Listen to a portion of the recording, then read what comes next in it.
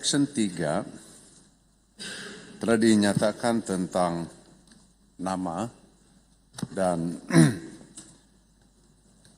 perkhidmatan agensi ini. Agensi ini, dia aja nama dia agensi tapi dia macam jabatan saja. Yaitu agensi ini hanya digunakan untuk berkhidmat di kawasan yang ditetapkan. Ini berarti bahawa hanya yang diwartakan. Tempat-tempat diwartakan.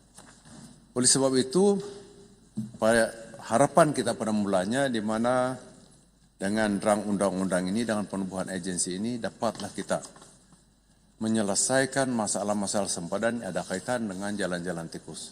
Rupanya melisit harapan kita. Sebab dia tidak, selagi dia tidak digizetkan.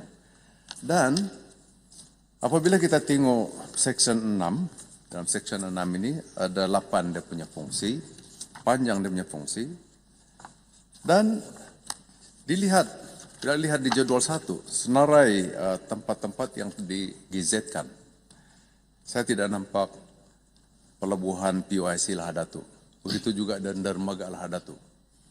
Dan barangkali ini berlaku kerana belum ada CIQ di sana. Belum ada CIQ barangkali. Tapi saya perlu penjelasan daripada pihak Timbalan Menteri kenapa. Kenapa pelabuhan PUIC Lahadatu tidak disenaraikan. Tapi kalau itulah kriteria dia keseluruhan, kalau ada CIQ dulu baru diwartakan. Ini berarti bahawa apa yang saya sebutkan yang 37 jalan tikus di Sabah, jalan-jalan tikus di Sabah itu tidak akan selesai. Dan bagi kita di Sabah itulah yang paling kita khawatir. Kebolosan. Dan ini sangat ketara semasa benteng, semasa COVID dahulu. Di mana kita memastikan supaya tidak ada kemasukan daripada jiran. Daripada sempadan Indonesia, Filipina dan sebagainya. Jadi saya tidak berapa yakin dengan penjelasan oleh yang berhormat Timbalan Menteri tentang macam mana jalan-jalan tikus ini dapat diatasi ya, melalui daripada rang undang-undang ini kecuali ada sedikit dinyatakan dalam Section 3 ini dia yang ditetapkan dan yang akan ditetapkan atau diwartakan. Tidak semesti dia memenuhi ke semua ya fungsi agensi yang dalam Section 6 ya. Yang terakhirnya Section 5 yaitu menteri hendaklah melantik apa-apa bilangan pegawai agensi yang perlu dalam kalangan anggota khidmatan awam bagi maksud melaksanakan peruntukan akta ini. Ini berarti bahawa kaki tangan dilantik adalah kaki tangan yang sedia ada, ya, sedia ada.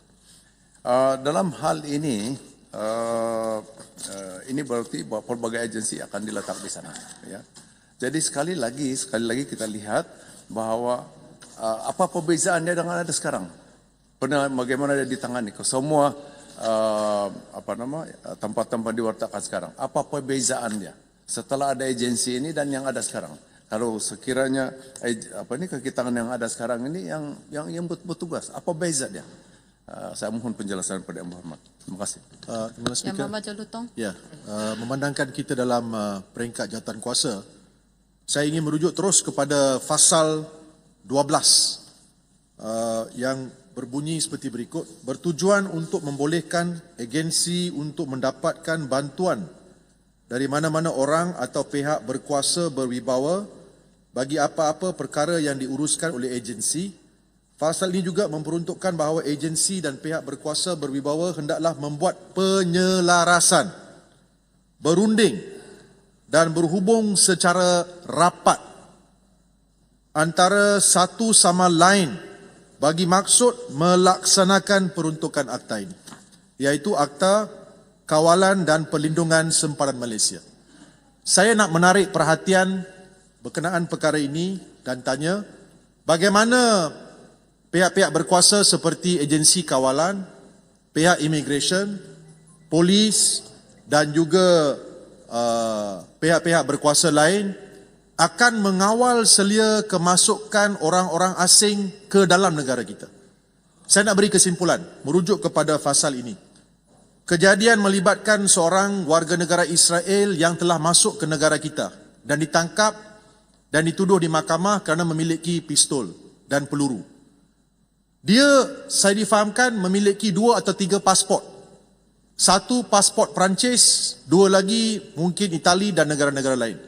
Jadi apakah cara kita ingin koordinasi untuk memastikan bahawa kita mengawal ketat orang-orang yang memasuk ke negara kita, orang-orang yang masuk ke negara kita. Ini adalah insiden yang pertama yang mencetuskan panik.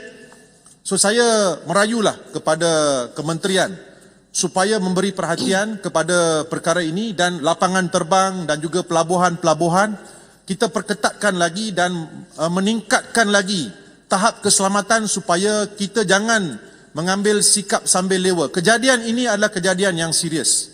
Pertama kalinya dalam sejarah ada seorang warga negara Israel ditahan di ibu kota memiliki senjata dan peluru.